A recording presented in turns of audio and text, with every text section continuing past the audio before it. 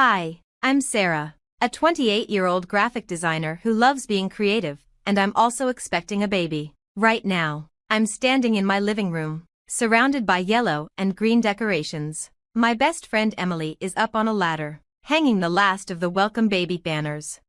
Emily, you're a lifesaver, I say, rubbing my big belly. I don't know how I would have pulled off this gender-neutral baby shower without you. She smiles down at me. That's what best friends are for, Mama. Plus, I love driving your mother-in-law crazy with all this yellow and green. I can't help but laugh. Oh, don't remind me. Linda's been texting me non-stop about the baby's gender. If she sends me one more old wives' tale about how to tell if it's a boy or girl, I'm going to lose it. Just then, my phone buzzes. Speak of the devil, is that her again? Emily asks as she climbs down the ladder. I nod and show her the screen. She wants to know if I'm craving salty or sweet foods. Apparently, that's a foolproof way to tell the baby's gender.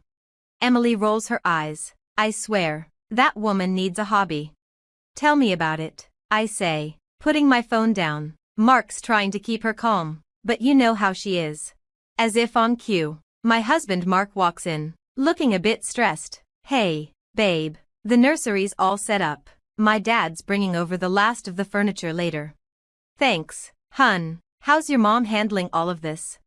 He runs a hand through his hair. Well, she's persistent, but don't worry, I've told her 100 times we're keeping it a surprise. Good luck with that, Emily says with a smirk. Just then, the doorbell rings. It's my parents, Robert and Carol, their arms full of gifts and snacks for the shower. Oh, sweetie, the place looks wonderful, Robert says, putting down the boxes with a big smile. Your mother's right, you've done a great job, kiddo. As we're chatting, Mark's phone starts ringing. He looks at it and sighs. It's Mom again. I better take this, Mark says as he steps out, trying to calm Linda down. Emily comes over to me with a grin. $10 says she's trying to get him to spill the beans about the baby's gender. I shake my head. No bet, that's a sure loss. As the day goes on, more friends and family arrive to help set up. The house is filled with excitement, but I can't shake the feeling that Linda is up to something. Every time Mark's phone rings, I get a little more nervous. Later that evening, while Mark and I are getting ready for bed, I decide to bring it up. Hun, is your mom okay? She seems extra intense about the gender thing. Mark sighs and pulls me close. You know how she is, she just wants to be involved. But don't worry, I've got it under control. I nod, trying to believe him, but as I drift off to sleep, I can't help but wonder what Linda might have planned for the baby shower tomorrow. The morning of the shower, I wake up feeling both excited and nervous. As I'm getting ready, Mark walks in, looking anxious. Hey, are you okay? You look like you've seen a ghost. He runs a hand through his hair. I just got off the phone with my mom. She's acting strange, stranger than usual. She kept talking about having a big surprise for us. I don't like the sound of that, I say, trying to brush it off but feeling uneasy. As guests start arriving, I push my worries aside and focus on enjoying the party. This spread looks amazing, Sarah, my friend Rachel says, eyeing the buffet. Thanks, Emily really outdid herself with the planning, I reply. Just then, Emily rushes over, looking flustered. Sarah, we've got a problem. The cake decorator mixed up our order. The cake says it's a boy. What? No, this can't be happening. Don't worry, I've got a plan, Emily assures me. We'll just scrape off the boy part and replace it with baby. Crisis averted. As we're fixing the cake issue, the doorbell rings. Mark goes to answer it, and I hear his shocked voice. Mom, what's all this? I turn to see Linda barging in, followed by a small group of people I didn't recognize. She was holding a bunch of blue balloons, and a man in a white coat stood beside her. Surprise, darling, Linda sang out. I've brought the party to you. What's going on, Linda? I asked, trying to keep my voice calm. Well, since you two are being so stubborn about keeping the gender a secret, I decided to take matters into my own hands. Everyone, I'd like you to meet Dr. Thompson, a sonogram expert extraordinaire, she announced, gesturing to the man in the white coat, who gave an awkward wave. Mom, what are you doing? Mark hissed, clearly upset. I'm revealing the truth. Dear, it's a boy, and I have proof, Linda declared, pulling out a folder and waving it around. I have the latest sonogram pictures right here. Dr. Thompson will examine them and confirm what I already know. I felt my face flush with anger and embarrassment. Linda, that's enough. This is our baby, our choice. You have no right. Oh, pish posh, Linda interrupted. I'm the grandmother. I have every right to know. Emily quickly stepped in, trying to calm things down. Hey, everyone, why don't we move on to some fun baby shower games? I've got a great one where we guess the baby's birthday. But Linda wasn't having it. She marched over to Dr. Thompson and shoved the folder into his hands. Go on, doctor, tell them what you see. The poor man looked terrified. I'm not sure I should. Of course, you should, Linda insisted. I paid you good money for this. The room gasped, and Mark's face turned pale. You did what? Linda realized her mistake too late. Oh, fine, yes, I paid him, and I've been talking to your obstetrician too, Sarah, trying to get the truth out of her, but she wouldn't budge, even when I offered her a very generous donation. I felt sick to my stomach. You tried to bribe my doctor, Linda? That's illegal. The room erupted into chaos as Mark started arguing with his mother. How could you do this, Mom? This is a complete violation of our privacy. I was just trying to help. You two are being ridiculous with all this secrecy. I can't take it anymore, Linda shot back. Overwhelmed, I stormed out of the room and locked myself in the nursery. As I sat there, surrounded by the soft yellows and greens we had chosen, I could still hear the commotion continuing outside. This was supposed to be a happy day, but it turned into a complete nightmare. It's been 3 days since the baby shower disaster, and I'm still shaken. I'm sitting at our kitchen table, staring at my phone when Mark walks in. How are you holding up, babe?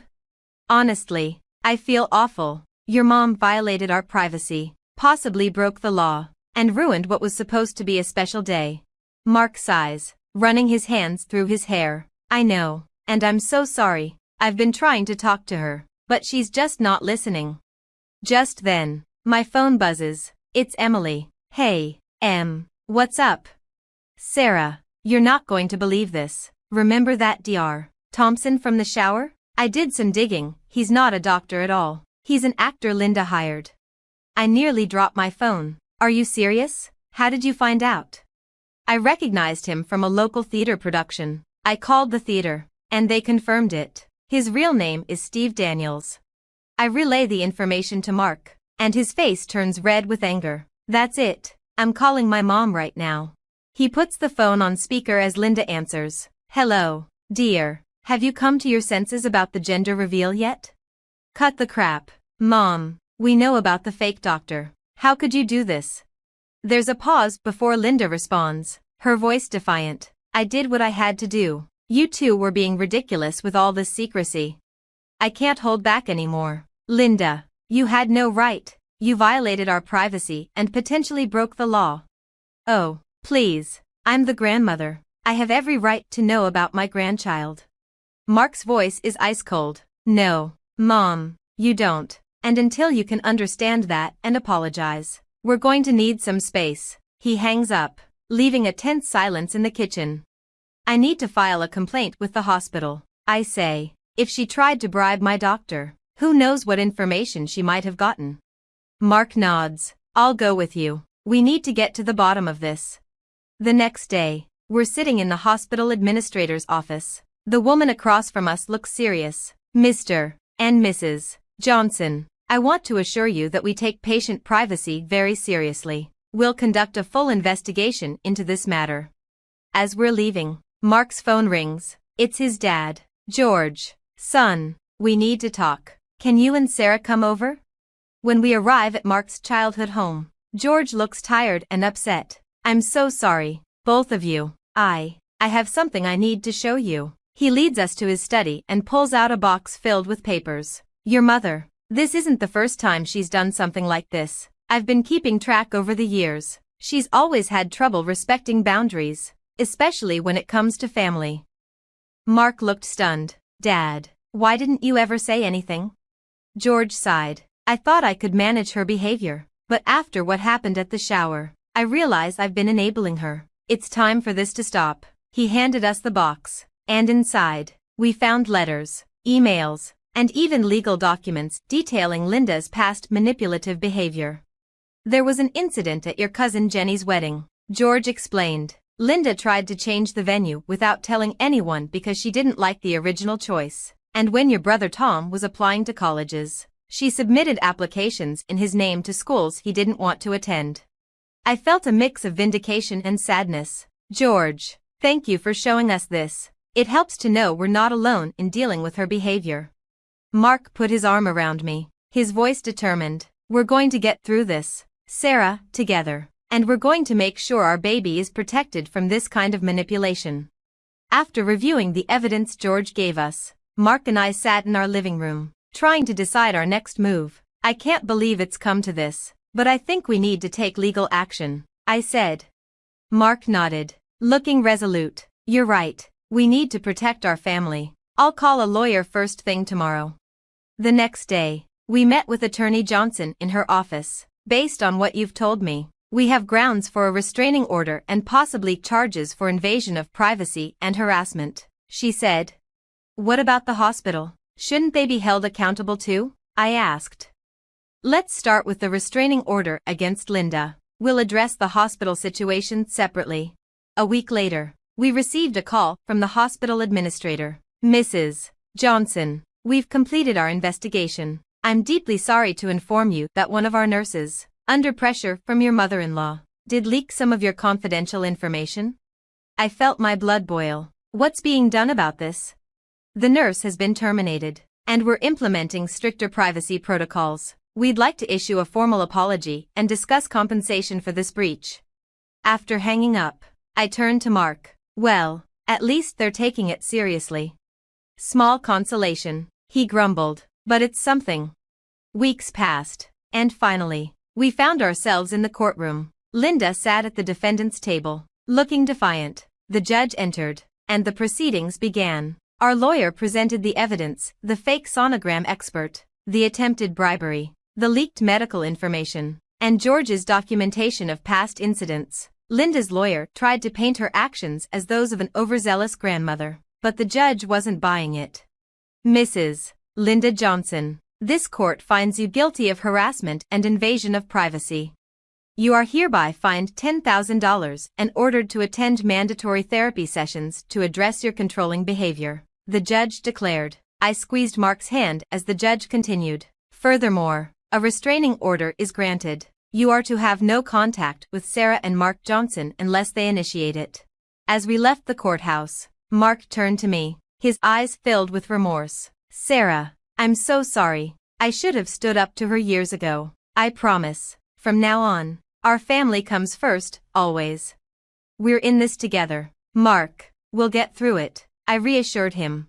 Months passed, and the big day finally arrived. In the delivery room, with Mark by my side, our beautiful baby boy came into the world. As I held our son for the first time, I couldn't help but smile. He's perfect, Sarah, absolutely perfect, Mark whispered.